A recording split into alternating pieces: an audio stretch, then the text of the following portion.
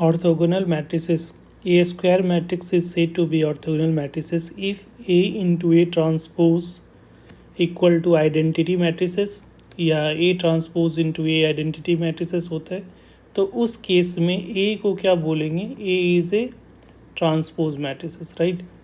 तो ये हमारा डिफिनीशन होता है। तो मान ले सपोज A मैट्रिक्स हमारा दे रखा है, ये मैट्रिक्स ये है, ठीक है। तो इसका ट्रांसपोज क्या हो जाएगा, इसका फर्स्ट रो जो है इसका फर्स्ट कॉलम में कन्वर्ट हो गया, सेकंड रो जो है वो सेकंड कॉलम में, या थर्ड रो थर्ड कॉलम में। अगर इन दोनों का प्रोडक्ट करोगे रो वाइज कॉलम, ठीक है, तो फर्स्ट रो को फर्स्ट कॉलम के साथ मल्टीप्लाई किया तो A1 का स्क्वायर, A2 का स्क्वायर, AQ का स्क्वायर हो जाएगा, A3 का स्क्वायर, राइट। फिर फर्स्ट रो को सेकंड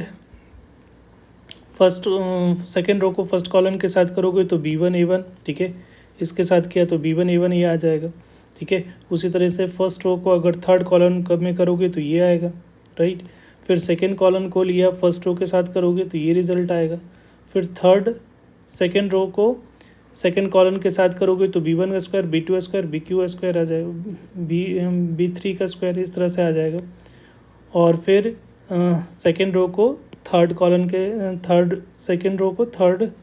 सेकंड कॉलम को थर्ड रो के साथ करोगे तो ये आएगा। तो ये बेसिकली मल्टीप्लिकेशन करोगे तो ये आएगा। और डेफिनेशन के अकॉर्डिंग इसकी जो वैल्यू होगा आइडेंटिटी मैट्रिक्स, अगर 3/3 का मैट्रिसेस है तो ये 3/3 का आइडेंटिटी मैट्रिसेस के इक्विवेलेंट होना चाहिए। तो अगर यहाँ पे कंपेयर करोगे तो जो हमारा जो डायगोनल का एलिमेंट है, तो डायगोनल यहाँ पे क्या है, ये दिस वन और दिस वन, इन तीनों का वैल्यू क्या होना चाहिए, 1 होना चाहिए। तो इसलिए summation of AI square equal to summation of BI का square, summation of CI square का वैल्यू क्या हो जा रहा है, 1 हो जा रहा है, ठीक है। और रिमेनिंग जो होगा कॉम्बिनेशन A1 B1 का I1 2 3 और BI CI इसका कॉम्बिनेशन, CI AI का कॉम्बिनेशन, इन सब का वैल्यू क्या हो रहा है, 0 हो रहा है, ठीक है। तो ये 0 हो गया। तो यहाँ पे ऑर्थोगोनल का कंसेप्ट क्या है, तो बेसिकली क्या है कि अगर इसको और समझने के लिए कि इसको ऑर्थोगोनल क्यों बोलते हैं, तो हम लोग ऐसा करते कि 3 मैट्रिसेस हम लोगों ने कंसीडर कर लिया, राइट। तो पहला मैट्रिसेस P मैट्रिसेस ले लो, जिसका हम लोग कोऑर्डिनेट रखें A1I प्लस B1J प्लस या ऐसा इस मैट्रिक्स के अकॉर्डिंग लिखोगे तो यहाँ पे हम लोग लिख लेते हैं, ये ऐसा लिख लेते हैं A1I A2J प्लस A3K। और Q मैट्रिक्स को ले लेते हैं B1I plus B2J plus B3K matrix. और R को ले लो C1I C2J और C3K। अब यहाँ से जो इन्फॉर्मेशन मिल रहा है कि अगर इसका मैग्नीट्यूड का स्क्वायर करोगे तो इसकी वैल्यू जो आएगा वो क्या आएगा, A1 square plus B1 square plus C1 square आएगा, और इसकी वैल्यू 1 आ रही है अकॉर्डिंग टू ये इसके अकॉर्डिंग। और उसी तरीके से ये तो P है ना, P मैथ। और यहाँ पे Q वेक्टर का मैग्नीट्यूड का स्क्वायर करोगे तो B1 square plus B2 square plus C plus यहाँ पे ये गड़बड़ है, A1 स्क्वायर A2 स्क्वायर और A3 का स्क्वायर, इसकी वैल्यू 1 है, वो हो रहा है A3 का स्क्वायर 1। उसी तरीके से B1 स्क्वायर प्लस B2 का स्क्वायर प्लस B3 का स्क्वायर इक्वल टू 1। और R वेक्टर का मैग्नीट्यूड देख रहे होगे तो C1 का स्क्वायर, C2 का स्क्वायर, इसका स्क्वायर का, C3 का स्क्वायर, इसके भी मैग्नीट्यूड 1 आ रहा है।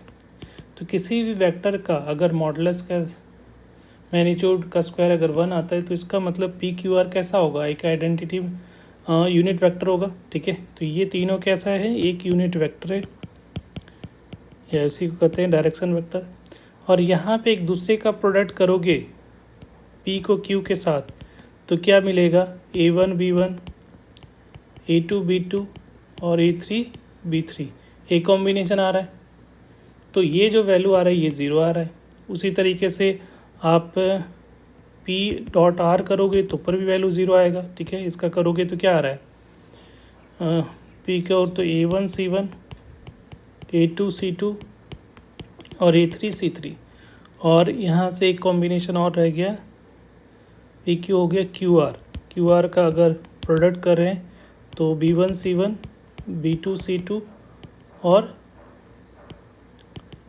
B3C3। और इन दोनों को देखो, ये सारे जो कॉम्बिनेशन है इसकी वैल्यू क्या आ रही है, 0। देखो यहाँ से हमको आइडिया लग रहा है ये तीनों का जो वैल्यू कंपेयर कर रहे हो यहाँ पे, ये सब वैल्यू किसके बराबर आ रहा है, 0 के। तो ये तीनों 0 आ रहा है। तो एक यूनिट वेक्टर जो तीनों एक दूसरे पे का डॉट प्रोडक्ट 0 है, तो इसका मतलब पी क्यू आर तीनों एक दूसरे पे क्या हो जाएगा, ये पी क्यू और आर एक यूनिट वेक्टर है जो एक दूसरे पे परपेंडिकुलर है। तो ये जो है ये परपेंडिकुलर वेक्टर का जो है यहाँ पे उसका कोफिशिएंट का मैट्रिक्स अगर होगा तो वो कैसा मैट्रिक्स होगा, ऑर्थोगोनल मैट्रिसेस होगा। तो यहाँ पे उसका इसके कारण परपेंडिकुलर हो रहा है, इसके कारण से यहाँ पे ऑर्थोगोनल मैट्रिसेस इसको हम लोग बोलते हैं, राइट। और इसको नोट करके ऐसा लिख सकते हो एक पॉइंट बना के कि all the 3 rows or columns of an orthogonal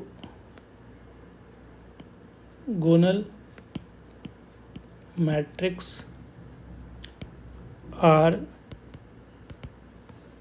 pairwise orthogonal triad of 3 unit vector.